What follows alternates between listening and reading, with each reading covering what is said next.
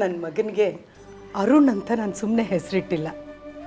ಅರುಣ್ ಅಂದರೆ ಉದಯಿಸುತ್ತಿರುವ ಸೂರ್ಯ ಅಂತ. ಅರುಣ್ ಎಲ್ಲೆಲ್ಲಿ ಕಾಲಿಡ್ತಾನೋ ಕತ್ತಲೆ ಎಲ್ಲ ಕಳೆದು ಬೆಳಕು ಹರಿದಾಡ್ತಾ ಇರುತ್ತೆ. ಹೌದು ಜಯ, ಇನ್ಮೇಲೆ ಆ ಹಳ್ಳಿಲಿ ಸಾವು ನೋವು ಎಲ್ಲ ಕಡಿಮೆ ಆಗಿ ಎಲ್ಲರೂ ಸಂತೋಷವಾಗಿದ್ದರೆ ಅಷ್ಟೇ ಸಾಕು. ಅವರೆಲ್ಲ ಆಶೀರ್ವಾದ ನಮ್ಮ ಅರುಣ್ ಮೇಲಿರುತ್ತೆ. ಹಾಗೆ ನಂಜುಂಡಯ್ಯನವ್ರ ಹೆಂಡತಿ ಪದ್ಮಾವತಿ ಸಾವಿಗೆ ನಾನೇ ಕಾರಣ ಅಂತ ಅಂದ್ಕೊಂಡಿದ್ದಾರಲ್ಲ, ಈಗಲಾದರೂ ನನ್ನ ಮೇಲಿರೋ ಸಿಟ್ಟು ಸ್ವಲ್ಪ ಕಡಿಮೆ ಆಗಿ ನನ್ನನ್ನು ಕ್ಷಮಿಸಿ ಅರುಣನ್ನ ಮೆಚ್ಚಿದ್ರೆ ಎಷ್ಟು ಚೆನ್ನಾಗಿರುತ್ತಲ್ವಾ? ಹೌದು ಜಯ, ಅವರು ಅಮೃತನ ಅರುಣ್ ಜೊತೆ ಕಳ್ಸೋಕ್ಕೆ ಒಪ್ಕೊಂಡ್ರೆ ಸಾಕು. ಒಪ್ಕೊಳ್ಳೇಬೇಕು ಅಜ್ಜಿ, ಯಾಕೆ ಒಪ್ಕೊಳ್ಳಲ್ಲ? ಈಗ ಅಣ್ಣ ಅವ್ರ ಎದುರುಗಡೆ ತನ್ನ ಸಾಮರ್ಥ್ಯ ಏನು ಅಂತ ಪ್ರೂವ್ ಮಾಡಿ ತೋರಿಸಿದ್ದಾನೆ. ಇಷ್ಟು ಒಳ್ಳೆ ಕೆಲಸ ಮಾಡಿರೋ ಅಣ್ಣನ್ನ ಯಾರು ತಾನೇ ರಿಜೆಕ್ಟ್ ಮಾಡೋಕ್ಕಾಗುತ್ತೆ ಹೇಳಿ? ನನಗಂತೂ ಆದಷ್ಟು ಬೇಗ ಅಮೃತ ನಮ್ಮ ಮನೆಗೆ ಬರ್ತಾಳೆ ಅಂತ ಫುಲ್ ಕಾನ್ಫಿಡೆನ್ಸ್ ಇದೆ.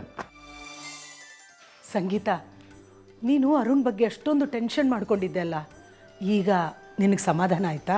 ಹಾಂ ಅತ್ತೆ, ಅರುಣ್ ಭಾವ ಮಾಡಿರೋ ಒಳ್ಳೆ ಕೆಲಸದಿಂದ ನನಗೂ ಸಮಾಧಾನ ಇದೆ.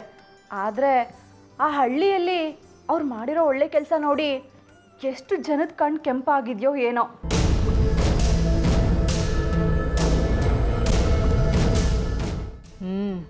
ಮೊದಲೇ ಕೆಲವ್ರ ಕಣ್ಣು ಸರಿನೇ ಇರೋದಿಲ್ಲ, ಇನ್ನು ಹಳ್ಳಿ ಜನ ಹೆಂಗಿರ್ತಾರೋ ಏನೋ. ಬಿಡಿಬಿಡಿ, ಇವಾಗ ನೀವಿಬ್ಬರು ಯಾವ ಕೆಟ್ಟ ಮಾತು ಆಡೋಕ್ಕೆ ಹೋಗಬೇಡಿ. ಈಗ ದೇವ್ರಿಗೆ ತುಪ್ಪದ ದೀಪ ಹಚ್ಚೋಣ. ಸಂಗೀತ, ಇವತ್ತು ಸಿಹಿ ಅಡುಗೆ ಮಾಡು.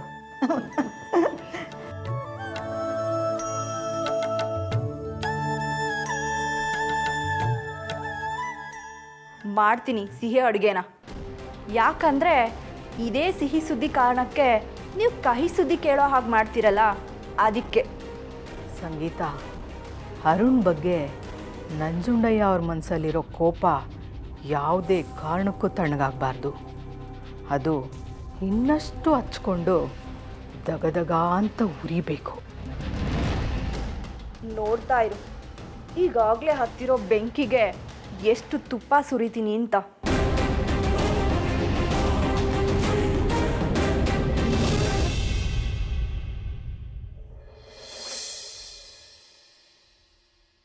ಅಲ್ಲ ರೀ, ಆ ಹುಡುಗ ಅರುಣ್ ಮಾಡಿರೋ ಉಪಕಾರಕ್ಕೆ ಊರೇ ಹೊಗಳ್ತಾ ಇದೆ.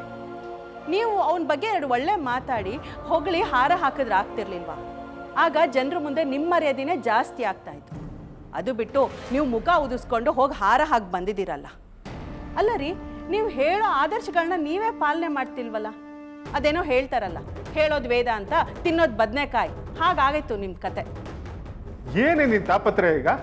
ರೀ, ನೀವೇ ಹೇಳ್ತಾ ಇದ್ರಿ, ಯಾರಾದರೂ ಒಳ್ಳೆ ಕೆಲಸ ಮಾಡಿದ್ರೆ ಅವ್ರು ನಮ್ಮ ಶತ್ರುಗಳೇ ಆಗಿದ್ರು ಅವ್ರಿಗೆ ಬೆನ್ ತಟ್ಟಿ 4 ಒಳ್ಳೆ ಮಾತಾಡಬೇಕು ಅಂತ. ನೀವು ಹೇಳಿದ ಮಾತನ್ನ ನಿಮಗೆ ಮರ್ತು ಹೋಯ್ತಾ? ಹೌದು, ಹೇಳ್ತಿದ್ದೆ. ಏನು ಇವಾಗ? ಹಾಗಿದ್ರೆ ಅರುಣ್ನ ನಮ್ಮ ಮನೆಗೆ ಕರೆಯೋದಾ? ಅವನ ಪಾಪ ಒಬ್ಬನೇ ಇದ್ದಾನೆ, ಬೇಸಾಕಕ್ಕೂ ಯಾರೂ ಇಲ್ಲ. ನಾಳೆನೇ ಅವನ್ನ ನಮ್ಮ ಮನೆಗೆ ಊಟಕ್ಕೆ ಕರಿತೀನಿ. ಹೋಳಿಗೆ ಊಟ ಏನಾದರೂ. ನೀನು ಇವಾಗ ಬಿಟ್ರೆ ಅವನು ಒಳಗೆ ಕರೆದು ಅಳಿಯನ್ನ ಮಾಡ್ಕೊಂಬಿಡ್ತೀಯ. ನೀನು ಉಪಾಯ ಏನು ಅಂತ ನನಗೆ ಗೊತ್ತಿಲ್ವಾ? ಅವನು ಊರು ಉಪಕಾರ ಕೆಲಸ ಮಾಡಿದ್ದಾನೆ, ನಾನು ಇಲ್ಲ ಅಂತಿಲ್ಲ. ಅದ್ರ ಬಗ್ಗೆ ನನಗೂ ಮೆಚ್ಚುಗೆ ಇದೆ. ಹಾಗಂತ ಅವ್ನು ಹೊಗಳ್ಬಿಟ್ರೆ ಅದನ್ನು ಸಲಿಗೆ ಮಾಡ್ಕೊಂಬಿಡ್ತಾನೆ. ಮೃತ ಮದುವೆ ಒಂದಾಗಲಿ, ಆಮೇಲೆ ನೀನು ಅವ್ನು ದಿನ ಕರೆದು ಒಬ್ಬಟ್ಟು ಊಟ ಹಾಕು. ಯಾರು ಬೇಡ ಅಂತಾರೆ? ಈಗ ನನ್ನ ತಲೆ ತಿನ್ಬೇಡ, ನನಗೆ ಬೇಕಾದಷ್ಟು ಕೆಲಸ ಇದೆ.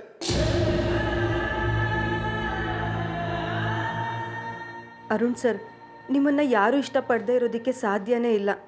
ನಿಮ್ಮ ಬಗ್ಗೆ ಯಾವಾಗಲೂ ಕೋಪ ಮಾಡ್ಕೊಳ್ಳೋ ಅಪ್ಪ ಸಹ ನಿಮ್ಮನ್ನು ಮೆಚ್ಕೊಂಡಿದ್ದಾರೆ. ಅಮೃತ, ನಿಮ್ಮ ಅಪ್ಪಂಗೂ ಅರುಣ್ ಅಂದರೆ ಇಷ್ಟ ಕಣೆ. ವಿನಾಕಾರಣ ಅವನ ಮೇಲೆ ಹಠಕ್ಕೆ ಬಿದ್ದಿದ್ದಾರಷ್ಟೇ.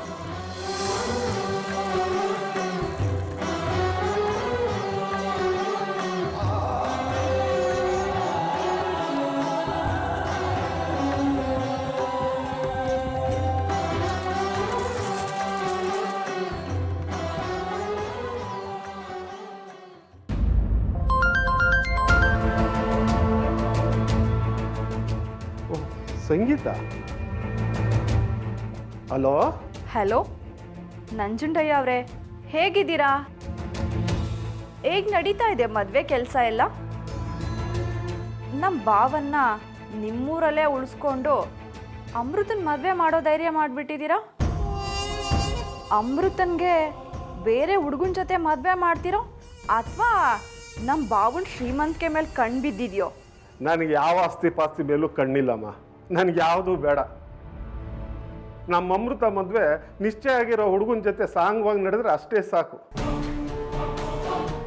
ನಿಮ್ಮ ಭಾವ ಅರುಣ್ ನಿನ್ನಿಂದ ಓಡಿಸ್ಬೇಕು ಅಂತ ನಾನು ಪ್ಲ್ಯಾನ್ ಮಾಡ್ತಿದ್ರೆ ಅವನು ಊರಿಗೆ ಉಪಕಾರ ಮಾಡೋ ಕೆಲಸ ಮಾಡಿ ಊರ ಜನರ ಹತ್ರ ಮೆಚ್ಚುಗೆ ಪಡ್ಕೊಂಡು ಇಲ್ಲೇ ಇದ್ದಾನೆ. ಅವನು ಇಲ್ಲಿಂದ ದಬ್ಬೋ ಕೆಲಸ ಬಹಳ ಕಷ್ಟ ಆಗೋಗಿದೆ. ನೋಡಿ ಏನು ಮಾಡ್ತೀರಾ ಅಂತ. ಅರುಣ್ ಬಾವ ನಮ್ಮ ಅತ್ತೆಗೆ ಫೋನಲ್ಲಿ, ಅಮ್ಮ ನಾನು ಇಲ್ಲೇ ಇದ್ದು ಅಮೃತನ ಮದುವೆ ಮುರಿದು ಅಮೃತನ ಕರ್ಕೊಂಡು ಬರ್ತೀನಿ ಅಂತ ಹೇಳ್ತಾ ಇದ್ರು. ಇದನ್ನು ನಾನು ಕಿವಿಯಾರ ನಾನೇ ಕೇಳಿಸ್ಕೊಂಡಿದ್ದೀನಿ. ಪಾಪ ನೀವು ನಿಮ್ಮ ಮಗಳನ್ನ ಒಳ್ಳೆ ಕಡೆ ಕೊಟ್ಟು ಮದುವೆ ಮಾಡೋದಕ್ಕೆ ಎಷ್ಟೆಲ್ಲ ಪ್ರಯತ್ನ ಪಡ್ತಾ ಇದ್ದೀರಾ. ಇಲ್ಲಿ ನೋಡಿದ್ರೆ ಅಮ್ಮ ಮಗ ಅಮೃತನ ಮದುವೆನ ಹೇಗೆ ಮುರಿಯೋದು ಅಂತ ಪ್ಲ್ಯಾನ್ ಮಾಡ್ತಾ ಇದ್ದಾರೆ. ಒಟ್ಟಿನಲ್ಲಿ ಅರುಣ ಈ ಊರು ಬಿಡೋವರೆಗೂ ನಂಗೆ ನೆಮ್ಮದಿ ಇಲ್ಲ. ಆದಷ್ಟು ಬೇಗ ಹೊರಗಾಕ್ಬೇಕು. ಹೇಗೆ ಹಾಕಬೇಕು ಅನ್ನೋದೇ ನಂಗೆ ತಿಳಿತಾ ಇಲ್ಲ. ಯೋಚನೆ ಮಾಡಬೇಡಿ, ಅದಕ್ಕೆ ನಾನೊಂದು ಉಪಾಯ ಹೇಳ್ತೀನಿ. ಏನು ಉಪಾಯ?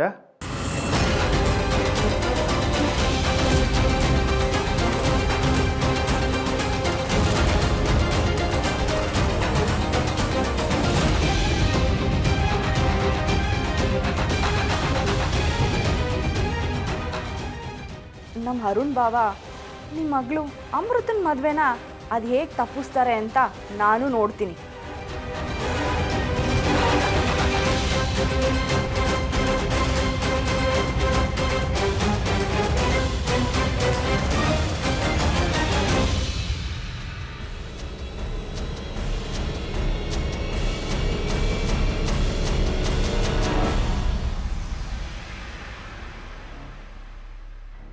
ಅಮೃತ,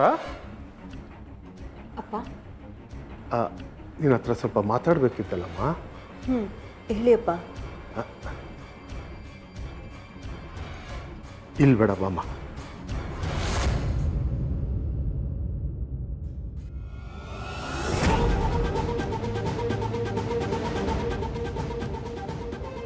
ಅಮೃತ, ನಾನು ಜೀವನದಲ್ಲಿ ಯಾವ ಆಸ್ತಿ ಪಾಸ್ತಿನೂ ಮಾಡಿಲ್ಲಮ್ಮ. ಆದರೆ ಅಪ್ಪ, ಇಡೀ ಊರಲ್ಲಿ ನಿಮಗೆ ಯಾರೊಬ್ಬರು ಬೆರಳು ಮಾಡಿ ತೋರಿಸ್ದೇ ಇರೋ ಹಾಗೆ ಬದುಕಿದ್ದೀರಲ್ಲ ಅಪ್ಪ. ಅಪ್ಪ ಮಗಳು ಏನು ಮಾತಾಡ್ತಾ ಇರ್ಬೋದು? ಏನೂ ಕೇಳಿಸ್ತಾನೆ ಇಲ್ಲ.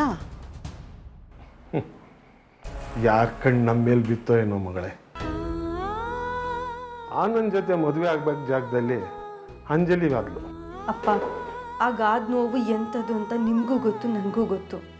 ಹರೀಶನ್ ಜೊತೆ ನೀನು ಮದುವೆ ಮಾಡ್ತೀನಿ ಅಂತ ಇಷ್ಟು ಆಸೆ ಇಟ್ಕೊಂಡಿದ್ದೀನಿ ಗೊತ್ತಾ. ನಾನು ಮಂಜುನಾಥನಿಗೆ ನಿನ್ನ ಮಗನಿಗೆ ನನ್ನ ಮಗಳನ್ನ ಕೊಡ್ತೀನಿ ಅಂತ ಮಾತು ಕೊಟ್ಟು ಬಂದಿದ್ದೀನಿ. ಆದರೆ ಈ ಅರುಣ್ ದಸೆಯಿಂದ ಆ ಮಾತು ಉಳಿಸ್ಕೊಳ್ಳೋಕ್ಕೆ ಬಹಳ ಕಷ್ಟ ಆಗ್ತಿದೆಯಮ್ಮ. ಅಪ್ಪ ಪ್ಲೀಸ್, ನೀವು ನೊಂದ್ಕೋಬೇಡಿ ಅಪ್ಪ. ನಿಮ್ಮ ಆಸೆ ಪ್ರಕಾರ ಈ ಮದುವೆ ಆಗತ್ತೆ. ಆದರೆ ಈ ಅರುಣ್ ಇರೋ ತನಕ ಈ ಮದುವೆ ಆಗುತ್ತೆ ಅನ್ನೋ ನಂಬಿಕೆ ನನಗಿಲ್ಲಮ್ಮ. ನಾನು ಅವ್ರ ಹತ್ರ ಮಾತಾಡ್ಲಪ್ಪ. ಮಾತಾಡೋದ್ರಿಂದ ಏನೂ ಆಗೋದಿಲ್ಲಮ್ಮ. ಈಗ ನಾನು ಹೇಳೋ ಒಂದು ಕೆಲಸ ನೀನು ಮಾಡಬೇಕು. ಹೇಳಿ ಅಪ್ಪ, ಏನು ಮಾಡಬೇಕು? ಈಗ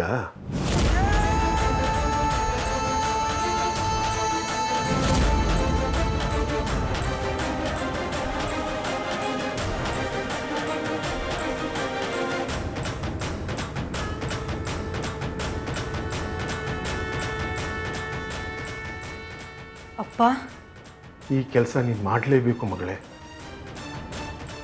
ಮತ್ತು ಈ ಕೆಲಸ ನೀನು ಒಬ್ಬಳಿಂದನೇ ಮಾತ್ರ ಮಾಡೋಕ್ಕೆ ಸಾಧ್ಯ. ನನಗೆ ಈ ಮನೆಯಲ್ಲಿ ಯಾರ ಮೇಲೂ ನಂಬಿಕೆ ಇಲ್ಲಮ್ಮ. ಅಮೃತ, ನಮ್ಮ ಶತ್ರುಗಳು ಹೊರಗಡೆಯವರಾದರೆ ಹೋರಾಡೋದು ಸುಲಭ, ಆದರೆ ಮನೆಯವರಾದರೆ ಹೆಂಗೆ? ಅಪ್ಪ, ನಿಮ್ಮ ಆಸೆನ ನಾನು ನೆರವೇರಿಸ್ತೀನಿ ಅಪ್ಪ. ನೀವು ಕೊಟ್ಟ ಮಾತು ಉಳಿಬೇಕು. ನಿಮ್ಮ ಆತ್ಮಾಭಿಮಾನಕ್ಕೆ ಧಕ್ಕೆ ಬರೋಕ್ಕೆ ನಾನು ಬಿಡಲ್ಲ ಅಪ್ಪ. ನೀವು ಹೇಳಿದ ಕೆಲಸನ ನಾನು ಮಾಡ್ತೀನಿ.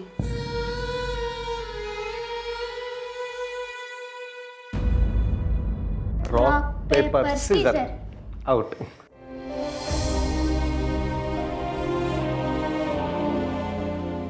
ನಾನು ಇಲ್ಲಿ ಬಂದಿದ್ದು ನೋಡಿ ಶಾಕ್ ಆಯಿತಾ? ಹಾಂ, ಅದು ನಿಮ್ಮಪ್ಪ ನಮ್ಮಪ್ಪ ಹೇಳಿದ್ದಕ್ಕೆ ನಾನು ಇಲ್ಲಿಗೆ ಬಂದಿದ್ದು. ಏನು ನಿಮ್ಮಪ್ಪ ಹೇಳಿದ್ದ? ಸಾಕ್ಷಿ, ನಿಮ್ಮ ಅಜ್ಜಿ ಕರೀತಾ ಇದ್ರು ನೀನಿನ್ನೂ ಊಟಕ್ಕೆ ಬಂದಿಲ್ಲ ಅಂತ. ನಿನ್ನ ಮನೆಗೆ ಹೋಗು. ಇಲ್ಲ, ನಾನು ಮನೆಗೆ ಹೋಗೋದಿಲ್ಲ. ಊಟ ತಂದಿದ್ದೀರಾ ಅಲ್ವಾ, ಇಲ್ಲೇ ತಿಂತೀನಿ. ಸಾಕ್ಷಿ, ಹಾಗೆ ಹಠ ಮಾಡಬಾರ್ದು ಕಂದ. ನಿಮ್ಮ ಅಜ್ಜಿ ಕಾಯ್ತಾ ಇರ್ತಾರಲ್ವಾ, ನೀವೀಗ ಹೋಗಿ ಆಮೇಲೆ ಬನ್ನಿ, ಆಯ್ತಾ? ಓಕೆ, ಬಾಯ್. ಬಾಯ್. ಈಗ ಹೇಳು ಅಮೃತ, ನಿಮ್ಮಪ್ಪ ನಿನ್ನನ್ನು ಇಲ್ಲಿಗೆ ಯಾಕೆ ಕಳಿಸಿದ್ರು? ಹೇಳ್ತೀನಿ ಸರ್. ಅದಕ್ಕೆ ಮುಂಚೆ ನೀವು ನನ್ನ ಪ್ರಶ್ನೆಗೆ ಉತ್ತರ ಕೊಡಬೇಕು.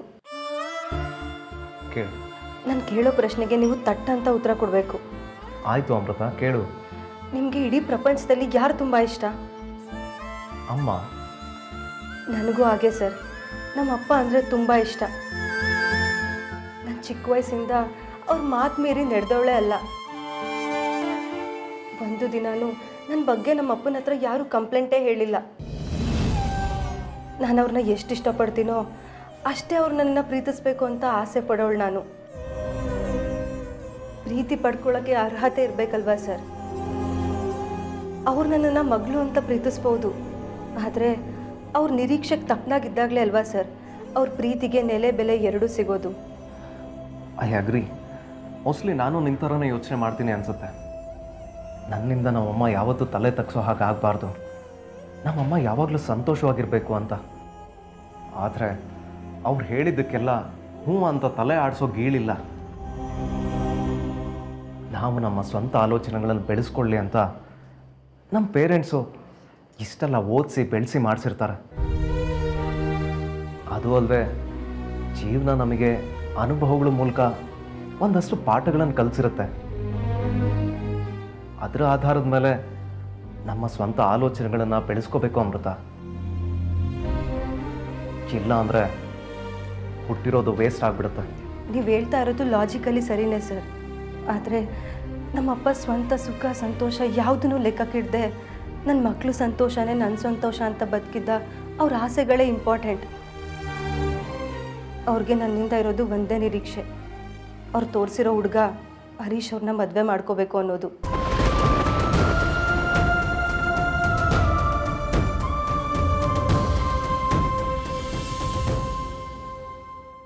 ಅದು ನೆರವೇರಲೇಬೇಕು ಸರ್.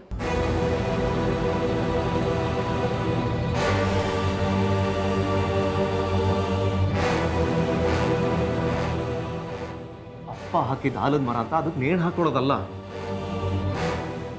ಹರೀಶ್ ನಿನ್ನ ಕೊರಳಿಗೆ ಕಟ್ಟೋ ತಾಳಿ ನೇಣು ಹಾಗಾಗುತ್ತೆ, ನೆನ್ಪಿಟ್ಕೊ. ಬೇಡ ಅಮೃತ, ಈ ಮದುವೆ ಬೇಡ. ಈ ಮದುವೆ ನನ್ನ ಪಾಲಿಗೆ ಗಲ್ ಶಿಕ್ಷೆ ಆದರೂ ಪರವಾಗಿಲ್ಲ ಸರ್. ಇದರಿಂದ ನಮ್ಮ ಅಪ್ಪಂಗೆ ಖುಷಿ ಸಿಗುತ್ತೆ ಅಂದರೆ ನಾನು ಸಂತೋಷವಾಗಿ ಕೊಡ್ತೀನಿ. ದಯವಿಟ್ಟು ನೀವಿದು ಅಡ್ಡ ಬರಬೇಡಿ.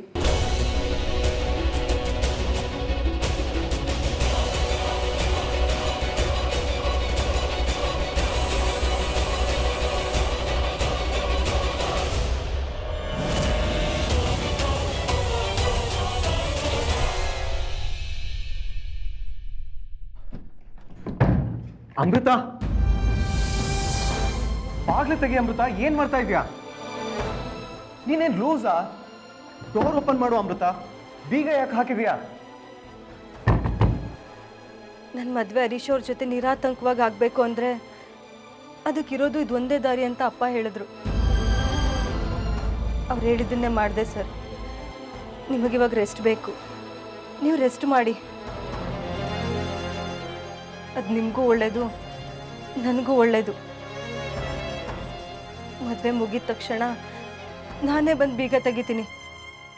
ಸಾಧ್ಯ ಆದರೆ ನನ್ನ ಕ್ಷಮಿಸ್ಬಿಡಿ ಸರ್.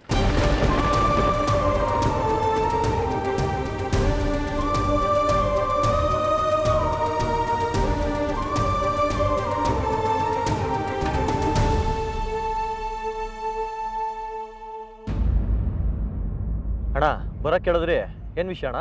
ಹರೀಶ, ಆ ಅರುಣೊಂದು ಜಾಸ್ತಿ ಆಯ್ತು ಕಣ. ಆಸ್ಪತ್ರೆ ಬಗ್ಗೆ ಪೇಪರ್ನಲ್ಲಿ ಬರ್ಸಿದ್ದಾರೆ. ಅದನ್ನು ಕಂಡು ನಮ್ಮೂರಿನ ಜನ ಕುಣಿಯೋದೇನು, ಹಾರ ಹಾಕೋದೇನು, ಕೇಕೆ ಹಾಕೋದೇನು, ಮತದಾನ ನಮ್ಮ ಕುಂತ ಮೆರಿತಾವನೆ ನನ್ನ ಮಗ. ನನಗೂ ವಿಷಯ ಬಂತು ಅಣ್ಣ. ಜನ ಎಲ್ಲ ಅವನ ಬಗ್ಗೆ ಒಳ್ಳೇದು ಬೇರೆ ಮಾತಾಡೋಕೆ ಶುರು ಮಾಡಿದ್ದಾರೆ. ರತ್ನಕ್ಕ ಬೇರೆ ಅವ್ರ ಮನೆಯಲ್ಲೇ ಕೊನೆ ಕೊಟ್ಟಿದ್ದಾರಂತೆ ಉಳ್ಕೊಳ್ಳೋಕ್ಕೆ.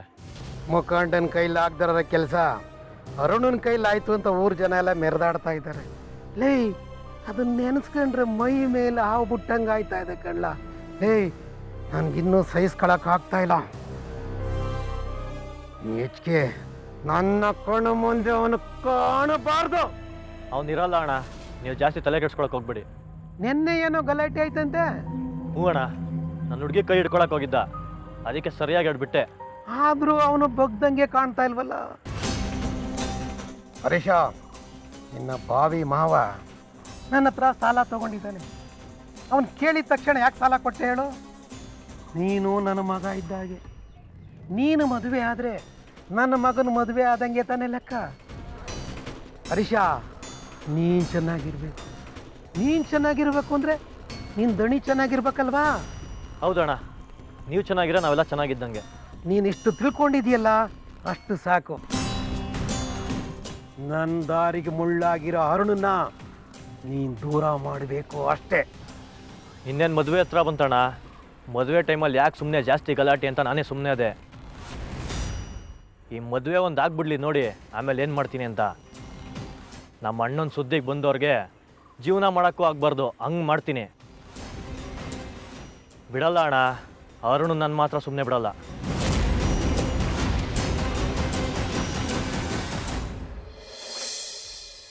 ಬೀಗ ಯಾಕೆ ಹಾಕಿದ್ಯಾ? ಏನಿದು ಅರುಣ್ ವಾಯ್ಸ್ ಇದ್ದಂಗಿದೆಯಲ್ವಾ? ಹೌದು, ಇದು ಅವ್ರದ್ದೇ ವಾಯ್ಸ್ ಅನಿಸುತ್ತೆ. ಏನು ನಡೀತಾ ಇದೆ ಅಲ್ಲೇ? ಅಮೃತ, ನೀನು ಎಲ್ಲಿಂದ ಬರ್ತಾ ಇದೆಯಾ? ಯಾರ್ದಿದು ಫೋನು? ಈ ಫೋನ್ ಅರುಣ್ ಅವ್ರದ್ದು. ಏನು ತಲೆಗಿಲೆ ಕೆಟ್ಟಿದ್ಯಾ ಅಮೃತ ನಿನಗೆ? ಅರುಣ್ ರೂಮ್ನ ಯಾಕೆ ಲಾಕ್ ಮಾಡ್ಕೊಂಡು ಬಂದೆ? ಎಂಥ ದೌರ್ಜನ್ಯ ಇದು! ನಮ್ಮ ಹಳ್ಳಿಗೆ ಬೆಂಗಳೂರಿಂದ ಬಂದಿರೋ ಹುಡುಗನ ಕೂಡ ಹಾಕೋದು ಅಂದ್ರೆ ಏನರ್ಥ? ಅಮೃತ, ನಿನ್ ಒಳಗಿರೋ ಮನುಷ್ಯತ್ವನೇ ಸತ್ತು ಹೋಗಿದ್ಯಾ? ಅಮೃತ, ದಿಸ್ ಇಸ್ ಟೂ ಮಚ್. ಅವತ್ತು ಹರೀಶ್ ಅವರು ಅರುಣ್ ಅವ್ರನ್ನ ಹೊಡೆದಕ್ಕಿಂತ ಅಸಹ್ಯ ಆಯಿತು. ಹೀಗೆ ಮನುಷ್ಯರನ್ನ ಪ್ರಾಣಿಗಳ ಹಾಗೆ ಕೂಡ ಹಾಕ್ತಾರ?